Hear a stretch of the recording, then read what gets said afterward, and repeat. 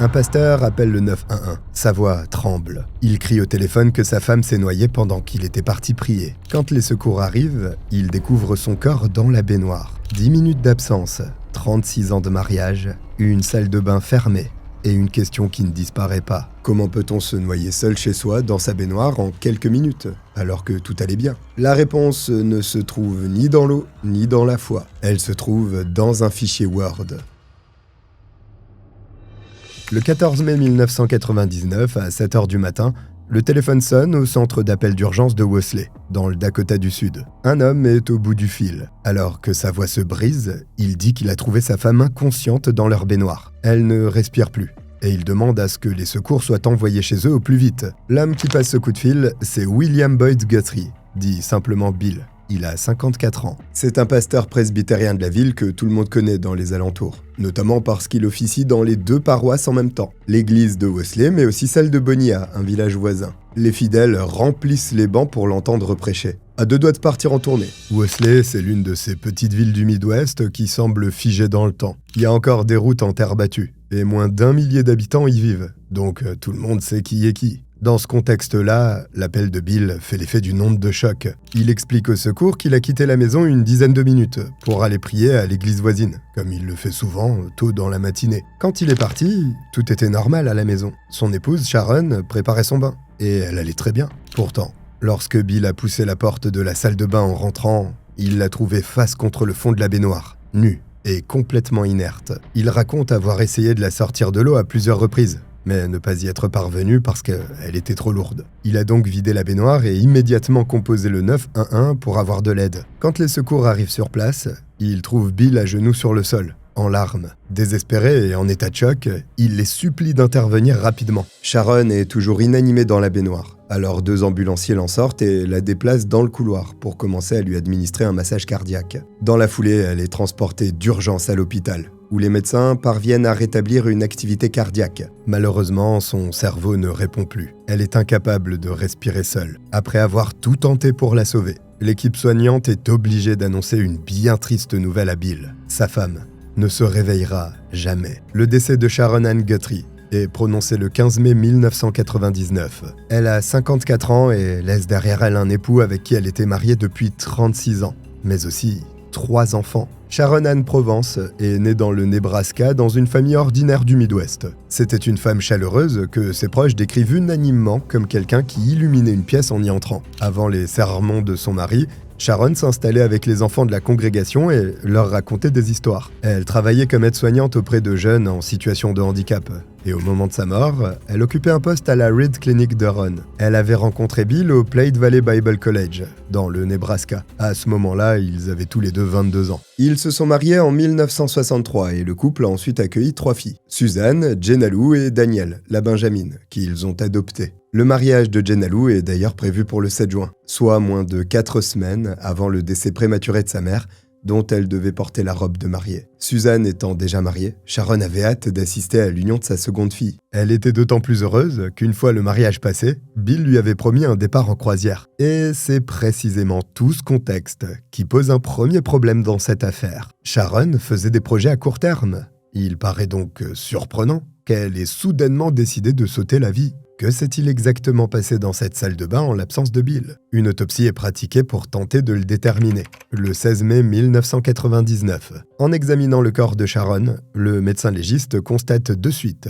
qu'il ne porte aucune trace de violence physique. Sur sa peau, il n'y a aucune contusion ou marque de lutte visible. Il relève aussi la présence de diazépam, d'oxazépam et de lorazépam, non mortel dans son sang. Et c'est normal parce que ces 3 anxiolytiques avaient été prescrits à Sharon. Bon, rien d'alarmant de ce côté-là. En revanche, un 4e élément fait fortement tiquer le médecin légiste. Les analyses toxicologiques révèlent que Sharon avait également pris du temazépam, un sédatif puissant, retrouvé dans son sang à un niveau toxique et incapacitant, comme si elle en avait ingéré une 20aine de gélules. En soi, c'est pas une dose mortelle, mais c'est largement suffisant pour provoquer une perte de conscience totale. À cette concentration-là, une personne ne peut tout simplement plus rester éveillée ni tenir debout. Le médecin légiste note aussi l'absence de tout résidu de gélule dans l'estomac de Sharon. Elle n'en a pas avalé une seule. Ce qui veut dire que la poudre a été extraite des gélules, puis dissoute dans un liquide, avant d'être directement ingérée, quand bien même elle aurait voulu en finir.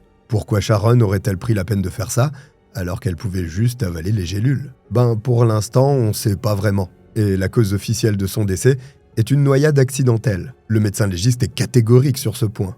La mort de Sharon n'est pas naturelle. Pour le reste, il ne peut pas trancher sur la seule base de l'autopsie. Meurtre ou empoisonnement induit par la victime elle-même? La question reste ouverte, mais à ce stade, une chose est déjà limpide. Le thémazépam retrouvé dans son corps ne lui a jamais été prescrit. Par contre, il a bel et bien été prescrit à quelqu'un d'autre dans la maison familiale. La première chose que font les enquêteurs après avoir reçu les conclusions du médecin légiste, c'est évidemment chercher d'où a pu venir le fameux médicament. Quand ils remontent cette piste, ils découvrent rapidement qu'une ordonnance comportant du thémazépam a été délivrée à Bill, le mari de Sharon. Alors, suspect ou grand artisan du repos éternel? C'est ce qu'on va voir. Le 29 avril 1999, 2 semaines avant la mort de sa femme, il consulte une assistante médicale pour se plaindre d'insomnie. Elle lui prescrit alors du Restoril, le nom commercial du thémazépam, 30 mg, avec 3 renouvellements possibles. Ce qui veut dire qu'en théorie, Bill pouvait légalement obtenir 60 gélules.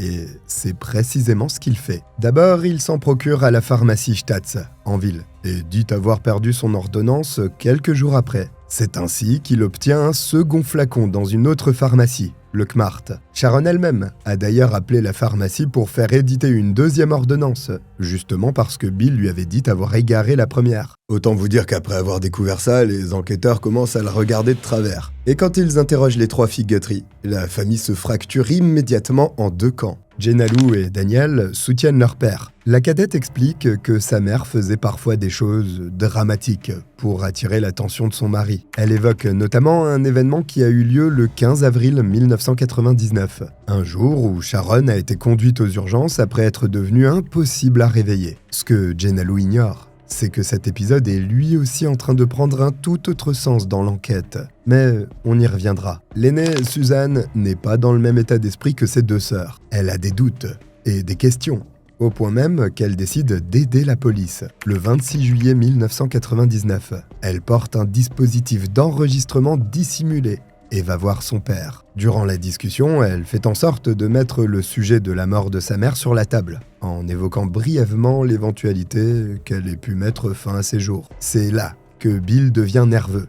Il reste vague et il ne regarde plus Suzanne dans les yeux. Cela dit, il ne révèle absolument rien de compromettant. En tout cas, au cours de cette conversation. Parce que le surlendemain, il débarque sur le lieu de travail de sa fille aînée sans crier gare. Qu'est-ce qu'il lui veut? Lui faire une confidence spontanée. Bill dit à Suzanne que la veille de la mort de Sharon, il lui avait avoué qu'il l'avait trompée et annonçait qu'il voulait demander le divorce avant le mariage de leur fille cadette. Suite à ces révélations, elle a eu une crise d'angoisse. Donc il pense que c'est possiblement ce qui l'a poussé à sauter la ville le lendemain matin. Suzanne l'écoute, mais lui rappelle que la veille des faits, après 22 heures, elle a justement appelé sa mère au téléphone. Sharon était dans son lit, et elles ont parlé d'un pot de colle oublié à l'église, qu'elle avait proposé de ramener le jour suivant. Il n'y avait aucune once de stress dans sa voix. Et rien ne laissait supposer qu'elle était en détresse. Dans le cas contraire, pas sûr que le sujet du pot de colle aurait été abordé. La version de Bill ne tient donc pas vraiment la route.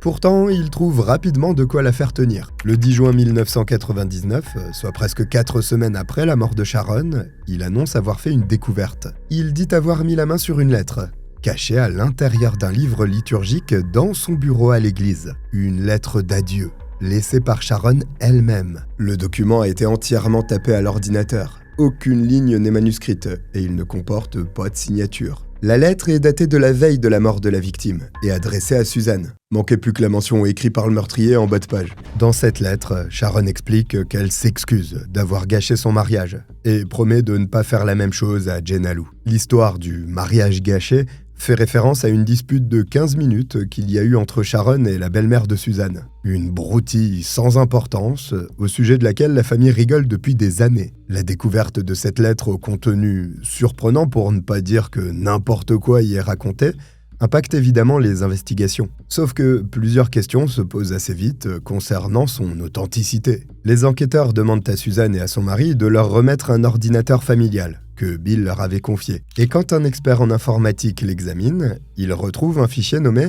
Sharon.doc. La lettre d'adieu est bien là, sur cet ordinateur. Mais sa date de création date d'août 1999, 3 mois après le décès de la mère de famille. Oui, 3 mois après. Il a dû oublier la corbeille. Et c'est pas tout. En passant le document au crible, on constate que pendant sa rédaction, l'auteur a alterné entre la saisie de la lettre et l'écriture de sermons. Il passait de l'un à l'autre. Or, qui est mieux placé qu'un pasteur pour faire ce genre de choses? Les autorités en sont à présent persuadées. Cette lettre n'a pas été rédigée par une femme en détresse. Une experte en empreinte digitale est d'ailleurs mandatée pour examiner le document. Elle relève des traces sur la lettre à l'aide de ninhydrine, un réactif chimique, et obtient les empreintes de Sharon à partir de ses affaires personnelles, pour les comparer. Selon elle, une personne qui rédige une lettre d'adieu transpire abondamment, sous l'effet du stress. Les empreintes qu'elle laisse sont donc en général très nettes, sauf que parmi les traces visibles sur le document, aucune ne peut être attribuée à Sharon. L'experte ne peut ni l'infirmer ni le confirmer avec certitude, mais une chose est sûre, personne ne peut prouver que Sharon a un jour touché cette lettre. Et de toute façon, comment aurait-elle pu la toucher, vu qu'elle a été créée 3 mois après son décès? Confronté à l'évidence, Bill finit par admettre qu'il a rédigé la lettre lui-même. Il dit qu'il cherchait à donner un sens à ce qui s'était passé, et que ça l'aidait à faire son deuil. Une version dont on est en droit de douter quand on sait ce qui se passait déjà chez les Guthrie des mois avant les faits. Bill pensait que supprimer un fichier, c'était l'effacer définitivement. Mais il avait tort, et ce n'était pas la seule chose qu'il croyait avoir effacée. Pour comprendre ce qui se passait dans ce foyer familial, faut remonter plusieurs mois en arrière et regarder ce qui s'y tramait bien avant le 14 mai 1999. Parce que ce qui s'est produit ce matin-là dans la baignoire n'était pas vraiment un incident isolé. Le premier épisode a eu lieu à une date que les dossiers judiciaires ne précisent pas exactement. Un jour, Bill appelle Sharon depuis le rez-de-chaussée et lui demande de le rejoindre à la cave. Elle descend alors l'escalier, mais son pied bute contre quelque chose qui a été tendu en travers des marches. Une corde ou un fil. Elle ne tombe pas parce qu'elle parvient à s'arrêter brutalement, avant de se rattraper de justesse. Bill, qui se trouve juste derrière elle à ce moment-là, saisit son épaule pour la stabiliser. Un peu secouée, Sharon en parle à Suzanne et lui dit quelque chose que sa fille n'oubliera jamais. Quelqu'un a essayé de me tuer. Peu après, cette dernière appelle son père pour lui poser des questions sur l'incident. Et à sa grande surprise, il réagit très mal. Bill entre dans une colère froide, puis lui répond que Sharon n'était pas censée en parler à quiconque et qu'il va lui-même en référer au shérif. C'était déjà étrange et ça le devient encore plus quand il change de version. Pas plus tard que le lendemain, il dit finalement à Suzanne que sa mère a juste trébuché en marchant sur son propre lacet de chaussures. Sauf que quand l'un des beaux-fils de la famille Guthrie examine l'escalier en question quelques jours après, il remarque qu'il y a une trace arrondie sur le mur. Des copeaux de bois frais sont encore éparpillés sur la moquette, précisément là où quelque chose aurait pu être fixé en travers des marches. Le deuxième épisode se passe cette fois dans la salle de bain. L'ampoule de la pièce a grillé, mais Sharon veut se laver les cheveux dans la baignoire. Bill lui apporte alors une lampe de chevet, branchée directement sur le courant pour qu'elle y voit mieux. Cette lampe bascule dans l'eau. Sharon croit que c'est leur chien qui l'a renversée en se frottant contre le meuble. Encore une fois, Bill est là, présent dans la pièce pour la récupérer, avant d'affirmer avoir lui-même reçu un choc électrique. Il va aux urgences pour se faire examiner, mais le médecin qui l'admet en observation une nuit ne trouve absolument aucune trace physique d'électrocution sur son corps. En revanche, il note dans son rapport que le pasteur est extrêmement anxieux, qu'il hyperventile et se plaint de douleurs diffuses dans tout le corps. Et vous savez ce qu'on dit, jamais 203. Le troisième épisode, celui qui a été mentionné par Jenna Lou, se déroule le 15 avril 1999. Ce jour-là, Bill amène Sharon à la clinique et explique au personnel médical qu'il n'arrive pas à la réveiller et qu'elle est complètement dans les vapes, sans qu'on ne lui pose la question. Il répète aux soignants qu'il n'a rien fait, et ce, à 2 reprises. Le médecin qui examine Sharon ne trouve rien d'anormal, et le test toxicologique urinaire revient négatif. Donc, elle est autorisée à rentrer chez elle. Le lendemain matin, elle ne se souvient absolument de rien, et se sent coupable d'avoir inquiété son mari. Vu qu'elle prend du Benadryl pour ses allergies, Elle pense qu'elle a sûrement fait un surdosage accidentel d'antihistaminique. Après tout, elle n'a aucune raison de penser que ce n'est peut-être pas de sa faute. La seule chose que cette tentative avortée du 15 avril parvient réellement à accomplir, c'est installer un précédent médical. Sharon est à présent perçue comme une femme pouvant se retrouver inconsciente dans des circonstances inexpliquées. Une femme qui s'assomme peut-être elle-même en prenant trop de médicaments sans s'en rendre compte. Vous l'avez sûrement déjà deviné, c'est la couverture dont Bill a besoin. 2 semaines après, le 29 avril, il consulte une assistante médicale en prétendant qu'il a des insomnies, afin de se faire prescrire du temazépam. En réalité, il est allé chercher son arme. Ce que les enquêteurs trouvent sur l'ordinateur de l'église de Bill donne la chronologie exacte de tout ce processus. C'est là que l'affaire prend une dimension glaçante. Parce que, contrairement à ce que Bill avait l'air de croire, les données qu'on supprime d'un disque dur ne disparaissent pas vraiment. Elles restent inscrites dans la mémoire physique de la machine, jusqu'à ce qu'elles soient écrasées par de nouvelles données. Un expert peut donc les lire comme si elles n'avaient jamais été effacées. Je sens qu'il y en a prêts à jeter leur ordi à la poubelle. Il se trouve que dans les semaines qui ont précédé la mort de Sharon, l'ordinateur de l'église de Bill a été utilisé pendant 2 heures pour effectuer des recherches répétées sur les accidents domestiques, et plus particulièrement les noyades ayant lieu dans une baignoire. Quelqu'un a tapé ces mots dans un moteur de recherche depuis le bureau du pasteur. Cette même machine a également été utilisée pour rechercher des informations sur plusieurs médicaments. Le lorazépam, l'Ativan, l'Ambien et d'autres encore. L'une de ces recherches a conduit vers le site du livre Worst Pills, Best Pills, un guide grand public sur les médicaments dangereux. Le Restoril, c'est-à-dire le temazépam, figure d'ailleurs dans la liste des médicaments à éviter, avec la description précise de ses effets en cas de surdosage. Somnolence profonde, confusion, dépression respiratoire et coma. La dernière recherche liée aux médicaments sur cet ordinateur date du 27 avril 1999. 2 jours après, Bill demande une ordonnance et refuse l'Ambien qu'on lui propose. Il insiste pour avoir du temazépam, qu'il obtient. La séquence est là, noir sur blanc, gravée dans les métadonnées du disque dur. Bill a cherché le médicament qui pouvait régler son problème sur Internet. Il en a identifié les effets, puis il s'est débrouillé pour s'en procurer. Et en plus, il a cru qu'il tenait le plan parfait. Alors, Sharon avait accès à cet ordinateur, mais elle ne s'y intéressait pas, et ne savait pas vraiment comment s'en servir. Sa fille lui avait montré 2 fois. En dépit de quoi, elle persistait à ne l'utiliser que pour consulter ses emails. Il est facile d'en déduire que les recherches sur les accidents domestiques, la noyade dans une baignoire ou les médicaments sédatifs, c'est probablement pas elle qui les a faites. Il reste une question que les enquêteurs se posent à voix haute dans les dossiers. Pourquoi le temazépam plutôt qu'un autre médicament? La réponse réside dans son goût. Ou son absence de goût, justement. Contrairement à d'autres substances, le temazépam en poudre ne modifie en rien le goût d'une boisson quand on le dissout dedans. Et il se trouve que Sharon adorait le lait chocolaté. Suzanne a bien dit aux enquêteurs que c'était ce que sa mère préférait boire. Tout le monde le savait, vu qu'elle en achetait des litres régulièrement. Voilà le vecteur entre le médicament et la victime. Le 14 mai 1999, Bill ouvre des gélules de temazépam, récupère la poudre, puis la verse dans le verre de lait chocolaté de Sharon, retrouvé sur sa table de nuit. Ce qu'elle boit ce matin-là ne lui semble pas différent. Alors elle termine sa boisson sans se poser de questions. Après ça, son époux laisse le médicament agir, le temps que le dosage dans son sang soit suffisant pour qu'il n'y ait aucun retour en arrière possible. Une fois Sharon inconsciente, il la déplace jusqu'à la salle de bain, la déshabille, la met dans la baignoire et fait couler l'eau. Ensuite, Bill la regarde se noyer sans qu'elle ne puisse se défendre. Puis il appelle le 911,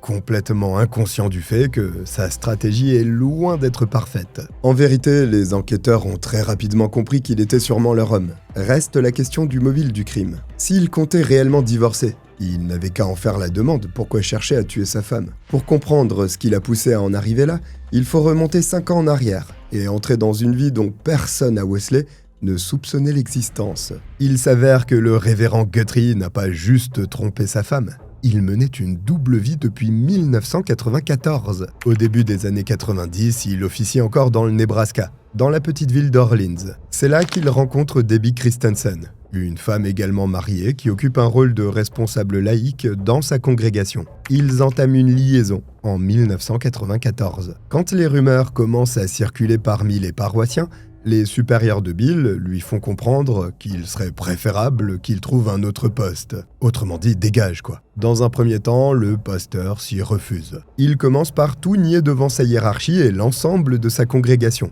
Puis, pour justifier le fait qu'il ne touche plus Sharon, il prétend souffrir d'impuissance. Une impuissance dont il attribue l'origine à une agression sexuelle qu'il aurait subie lors d'un déplacement dans le Nebraska. C'est l'histoire qu'il sert à tout le monde, à ses patrons, à ses paroissiens et même à sa femme, qu'il croit sur parole. Évidemment, c'est pas vrai, le gardon est toujours frais. En juillet 1996, la famille s'installe finalement à Worsley. Bill prend la tête de l'église presbytérienne de la ville, ainsi que celle de Bonilla. La liaison qu'il entretient n'a pas déménagé avec lui, mais elle continue à distance. Sous prétexte de recevoir des traitements médicaux pour son impuissance, Bill retourne régulièrement dans le Nebraska, parfois aux frais de ses fidèles, qui se cotisent pour lui payer l'essence. Ils veulent aider leur guide spirituel à se faire soigner, parce qu'il souffre d'un problème qui affecte jusqu'à son estime de lui-même. Sauf qu'une fois là-bas, il se fait pas soigner.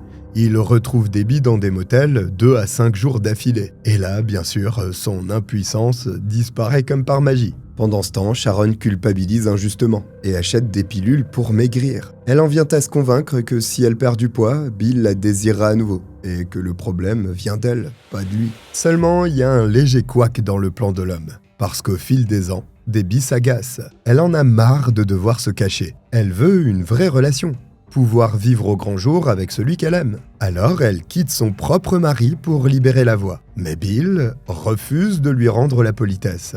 Et oui, une séparation suivie d'une exposition publique de leur liaison et de 5 ans de mensonges détruirait définitivement sa carrière dans l'église, chose qu'il ne veut pas. Résultat, en janvier 1999, Debbie lui pose un ultimatum et met fin à leur relation. Elle laisse quand même entendre que s'il se retrouvait un jour célibataire, il pourrait éventuellement reprendre les choses. Dans les mois qui suivent, ils continuent à se parler 2 ou 3 fois par semaine par téléphone. Ils se retrouvent une dernière fois fin février, 6 semaines avant la mort de Sharon. En fait, au début de l'année 1999, Bill subit une pression monstrueuse. Debbie vient de le quitter, en lui laissant une porte ouverte à condition qu'il soit libre. Le mariage de Jenna Lou est prévu pour le 7 juin, date butoir à laquelle il devait demander le divorce, à en croire ce qu'il a dit à Suzanne. Le meurtre de Sharon a finalement lieu le 14 mai, 24 jours avant le mariage. Ce que les enquêteurs découvrent également au fil des interrogatoires,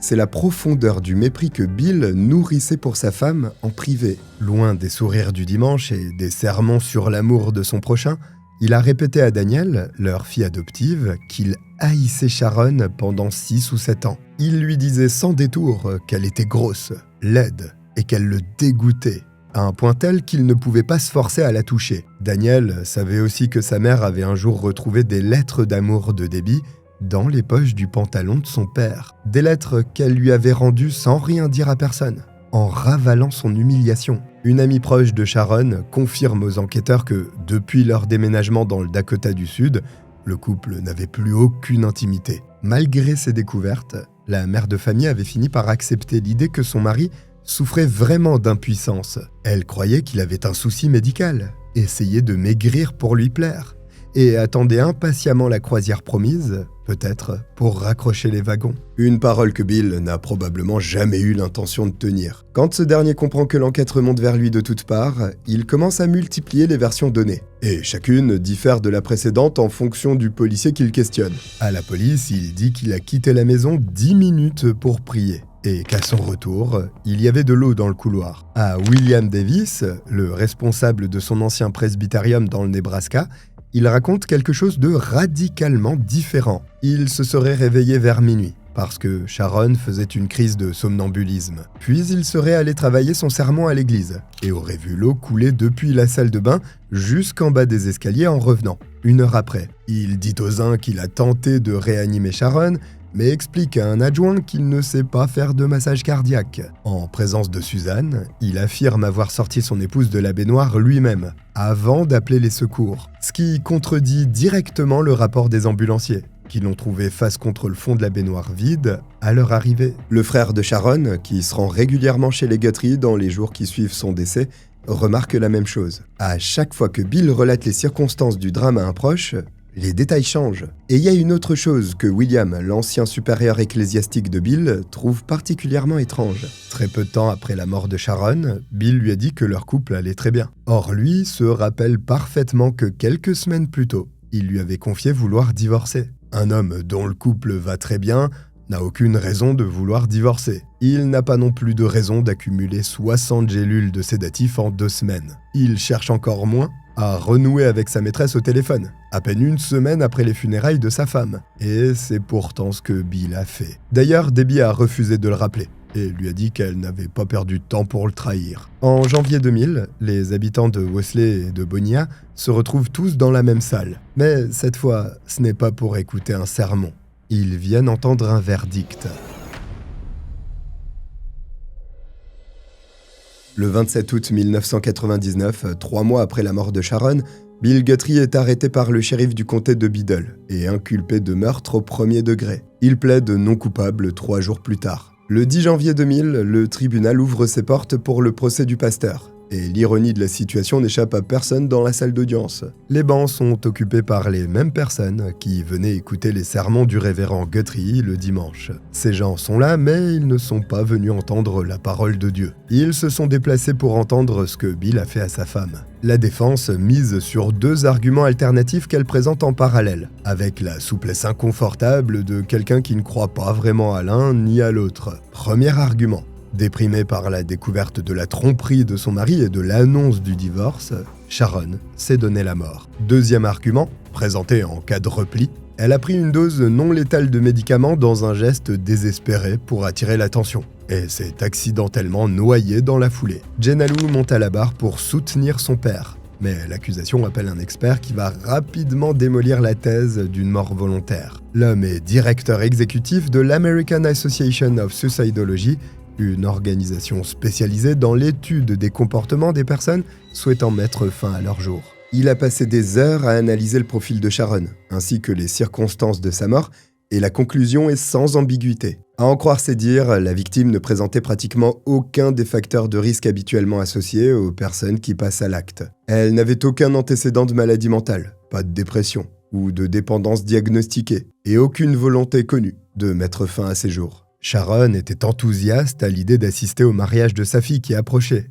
Elle préparait sa tenue et planifiait les détails. L'expert précise également que moins de 2% des femmes qui sautent la vie le font par noyade dans une baignoire et que celles qui le font sont généralement retrouvées allongées sur le dos dans l'eau et non face contre le fond comme l'a été Sharon. Une femme aussi soucieuse de son apparence et consciente du regard des autres n'aurait certainement pas voulu être retrouvée nue, la tête sous l'eau. Et surtout, si Sharon avait découvert l'infidélité de son mari avec les lettres retrouvées dans son pantalon, à terme, peut-être qu'elle aussi envisageait le divorce. Le fait qu'il lui avoue formellement sa liaison, ou qu'il voulait se séparer d'elle, n'aurait donc pas nécessairement constitué un choc suffisant pour déclencher un passage à l'acte. D'ailleurs, le procureur dispose de toute la chaîne de preuves matérielles construite patiemment depuis l'autopsie. Le témazépam retrouvé dans le corps de Sharon a été prescrit à Bill, qui a ensuite récupéré 60 gélules dans 2 pharmacies différentes. Il y a aussi eu les recherches sur Internet, effectuées sur l'ordinateur de l'église. La fausse lettre d'adieu, créée des mois après la mort de Sharon, qui ne comportait aucune empreinte digitale ou d'ADN de la victime. Pour finir, Bill avait des vêtements et les cheveux parfaitement secs à l'arrivée des ambulanciers, alors qu'il avait soutenu avoir essayé de sortir sa femme de la baignoire. Une chose impossible, sachant qu'elle était trempée et qu'il y avait de l'eau partout. Il n'avait même pas de chaussures aux pieds quand les secours sont entrés dans la pièce. Pourtant, il était censé être tout juste revenu de l'église. Conclusion, il nous prend pour des cons. C'est pas la première fois dans ces vidéos. Bon, la séquence complète du motif à l'exécution a été reconstituée heure par heure, document par document. L'accusé, lui, il a rien de solide à opposer à tout ça. Ses versions continuent de se contredire, et chaque témoin qui a parlé avec lui après la mort de Sharon apporte un détail supplémentaire qui ne coïncide pas avec celui donné avant. Le 21 janvier 2000, après 11 jours de procès et 5 heures de délibération, le jury revient dans la salle. Verdict. coupable du meurtre de Sharon au premier degré, et donc avec préméditation. 4 jours après, le 24 janvier, le juge prononce la sentence. Prison à vie, sans possibilité de libération conditionnelle. Il se tourne vers le condamné et lui pose la question d'usage. « Avez-vous quelque chose à dire ?» Bill répond « Non, votre honneur, c'est tout. Pas un mot pour Sharon, ou même pour leur fille, dont il a tué leur mère. » En mai 2001, la Cour suprême du Dakota du Sud rejette l'appel de Bill Guthrie. En 2009, il dépose un recours en habeas corpus qui permet à une personne détenue de contester légalement sa détention devant un juge. Sa requête est également rejetée. 2 ans après, en juillet 2011, Bill Guthrie meurt au pénitencier de Sioux Falls, à l'âge de 66 ans. Il reste à parler de la famille, parce que cette affaire laisse derrière elle une fracture qui ne s'est jamais refermée. Suzanne a choisi de collaborer avec les autorités, en mémoire de sa mère. Elle a porté un micro caché, a témoigné en faveur de Sharon au procès et a remis un ordinateur confié par son père aux enquêteurs. Son mari, interrogé après le verdict, résume sobrement ce qui avait guidé leur démarche. Tout ce qu'il voulait, c'était la vérité. Que ça prouve l'innocence ou au contraire la culpabilité de son beau-père. La divergence d'opinion entre Suzanne et ses sœurs a été telle qu'elles ont rompu tout contact. Jenna Lou et Daniel ont soutenu Bill jusqu'au bout. 3 semaines seulement après la mort de Sharon, la cadette a célébré son mariage comme prévu, parce que c'est ce que sa mère aurait voulu. Selon les informations disponibles, Jenna Lou rend encore hommage à son père chaque année à la fête des pères. Et puis, il y a Sharon. Son corps, qui avait été inhumé dans le Dakota du Sud, a été exhumé pour être réinhumé dans le Nebraska, son état natal. Des années après avoir quitté le Nebraska au bras de cet homme, Sharon y est finalement revenue. Sans lui et surtout à cause de lui. C'est fou le nombre de gens qui mènent une double vie. Alors heureusement, ça finit pas toujours en meurtre, mais c'est impressionnant. D'ailleurs, c'est sans rappeler l'affaire Michelle Williams que je vous avais racontée ici. Si vous l'avez vue, vous devez vous rappeler du cas que c'était. Voilà, on est arrivé à la fin de cette affaire criminelle. Un grand merci de m'avoir suivi jusqu'au bout. Je vous dis à très vite. Bye.